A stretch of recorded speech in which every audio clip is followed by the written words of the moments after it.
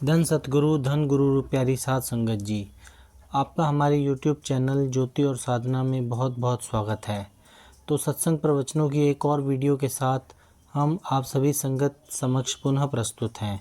आप सभी से निवेदन है कि हमारे इस चैनल ज्योति और साधना को सब्सक्राइब करें, वीडियो को ज़्यादा से ज़्यादा शेयर करें।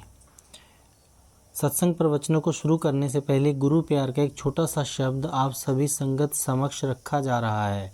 आप सभी से निवेदन है कि कृपया ध्यान पूर्वक सुने। धन सतगुरु जी।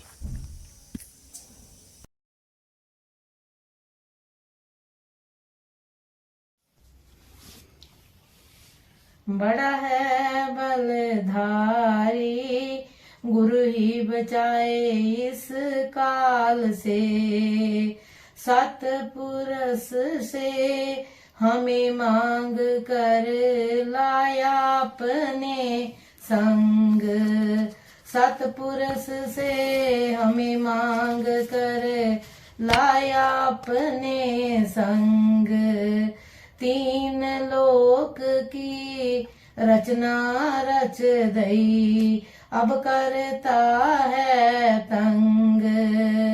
हमारी खूब करी खवारी, गुरु ही बचाए इस काल से। बड़ा है बलधारी, गुरु ही बचाए इस काल से। करवाता है आप पाप सब, हमसे लियो हिसाब। करवाता है आप पाप सब, हमसे ले हिसाब। मन पापी एक साथ किया है, जो मारे है दाव। मन की चाल है निराली, गुरु ही बचाए इस काल से। बड़ा है बलधारी, गुरु ही बचाए इस काल से।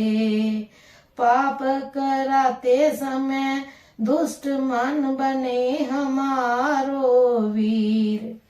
पाप कराते समय दुष्ट मन बने हमारो वीर।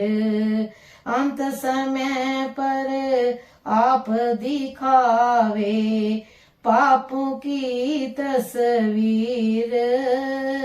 हमारे करे हैं अंगारी, गुरु ही बचाए इस काल से। बड़ा है बलधारी, गुरु ही बचाए इस काल से। हे सतगुर मेरी विनती सुन लो, हे सतगुरु मेरी विनती सुन लो।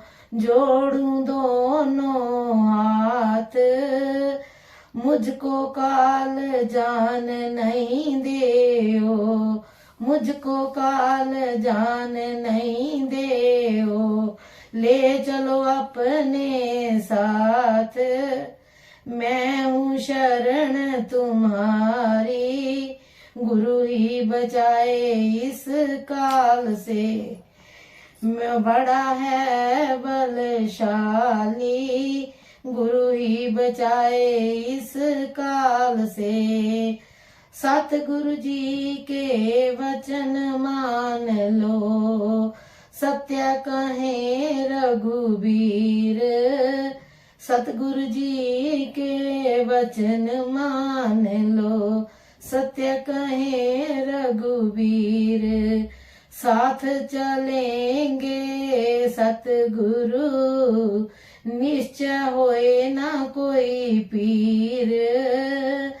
ना तेरे सतगुर रखवारी, गुरु ही बचाए इस काल से। बड़ा है बलधारी, गुरु ही बचाए इस काल से।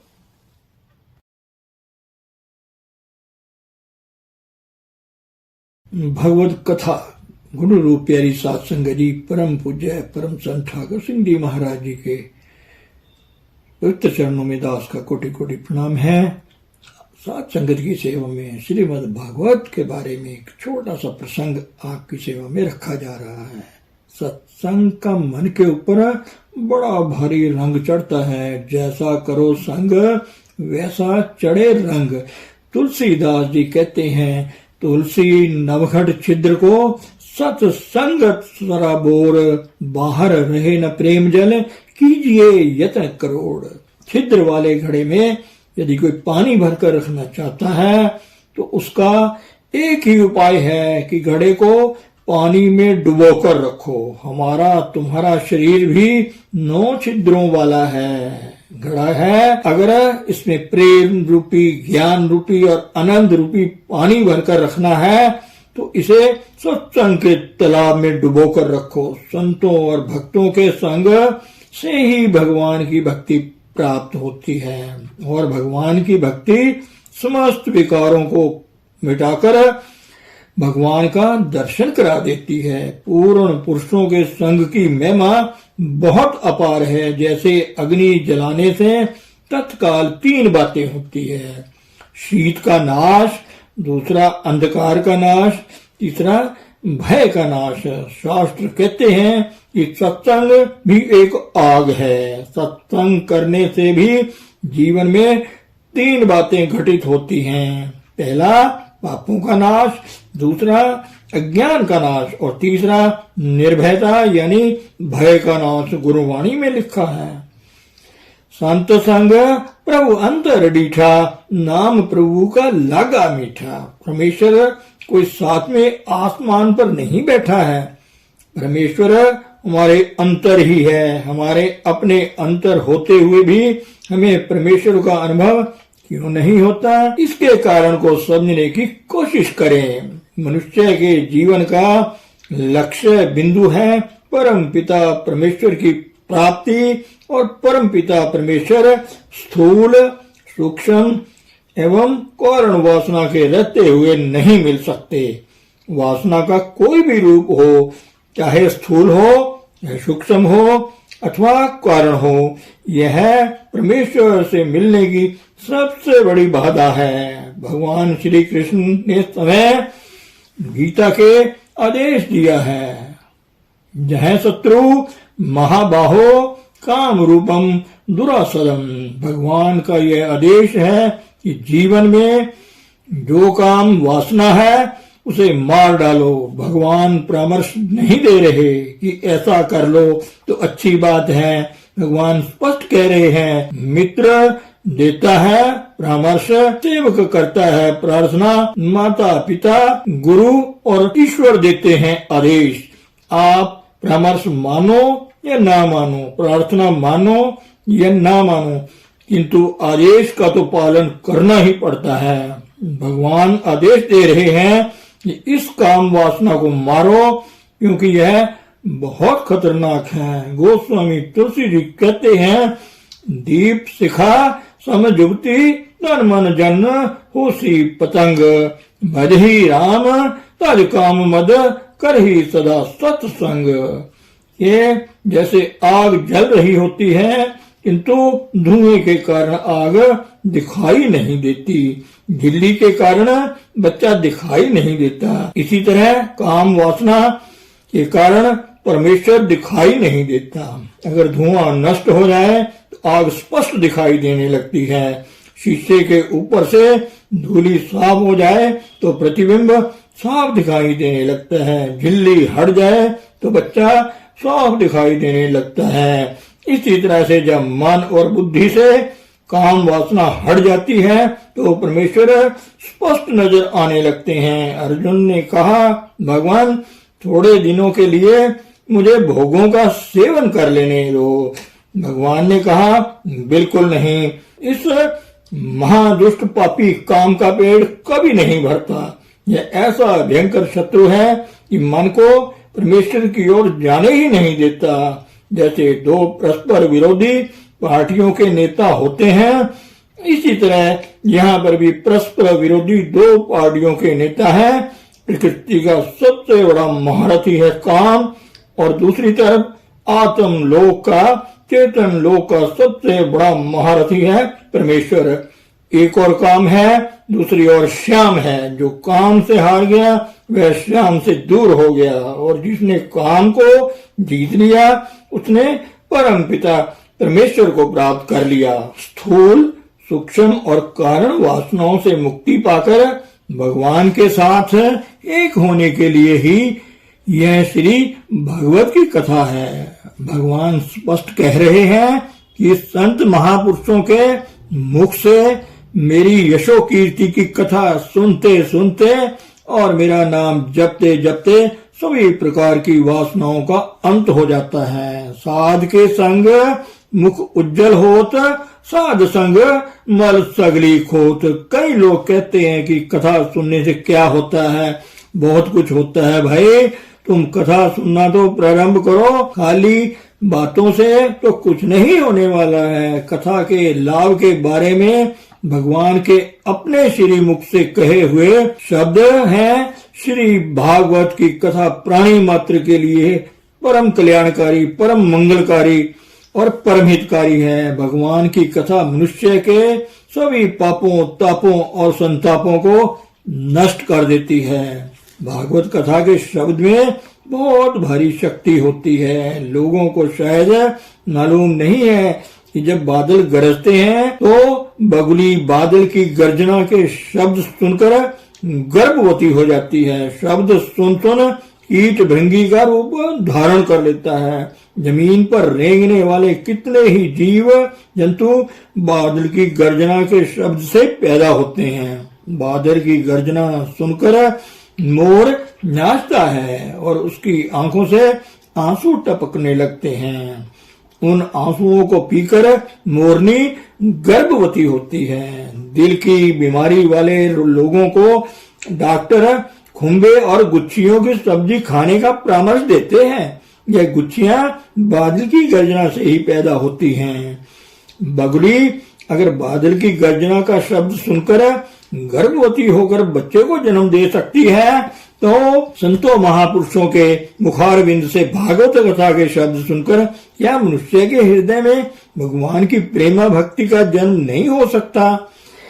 एक बात और याद रखना, जो भगवान की कथा सुनते रहते हैं उनका ज्ञान और वैराग्य जागा रहता है, और जो परमेश्वर की कथा से दूर हो जाते हैं उनका ज्ञान और वैराग्य धीरे धीरे छिपने लगता है। ज्ञान और वैराग्य भक्ति के पुत्र हैं और भक्ति के द्वारा ही पुष्ट हो सकते हैं। माँ के दूध से ही बच्चा पुष्ट होता है, किंतु बोतल का दूध पिलाने से बच्चा पुष्ट न होकर दुष्ट हो जाता है। परमेश्वर की माधुरी कथा का गायन और श्रवण करने से ज्ञान और वैराग्य युवा रहते हैं, उन्हें वृद्ध नहीं होने देते।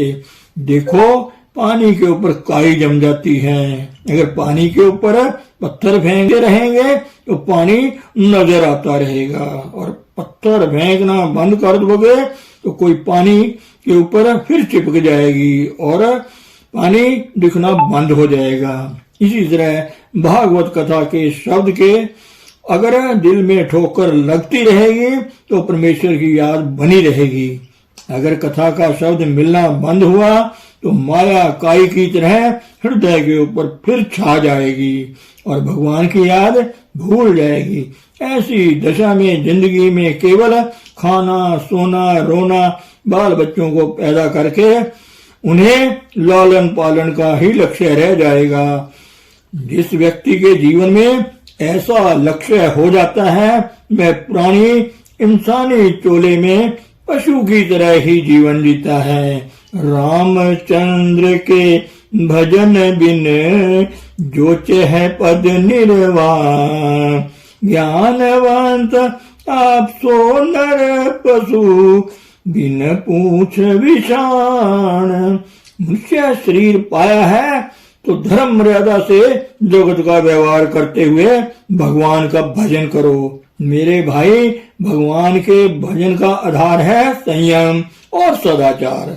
जैसे दही बिलौने के लिए पात्र की जरूरत होती है, बिना पात्र के दही को कहाँ रखोगे। इसलिए भगवान का भजन करने के लिए पहले भजन का आधार बनाना पड़ता है। भजन का आधार है इंद्रियों का दमन करके उन्हें गलत रास्ते पर जाने से रोकना।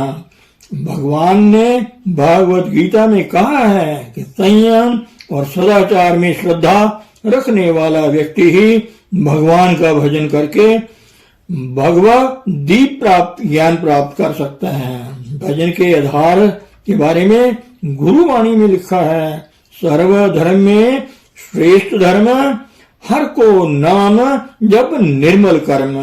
ये सभी श्रेष्ठ धर्मों में यही एक श्रेष्ठ धर्म है कि भगवान का नाम जपो और पाप कर्मों से बचकर अपना व्यवहार साफ सुथरा रखो। यदि तुम ऐसा कर सको तो तुम दुनिया में सबसे श्रेष्ठ धार्मिक व्यक्ति हो। यही बात गोस्वामी तुलसीदास जी कहते हैं, प्रीति राम सो नीति पथ राग द्वेष को जीत। तुलसी यही संतन का मत, यही भजन की रीत। धन सतगुरु, धन गुरु प्यारी सात संगत जी।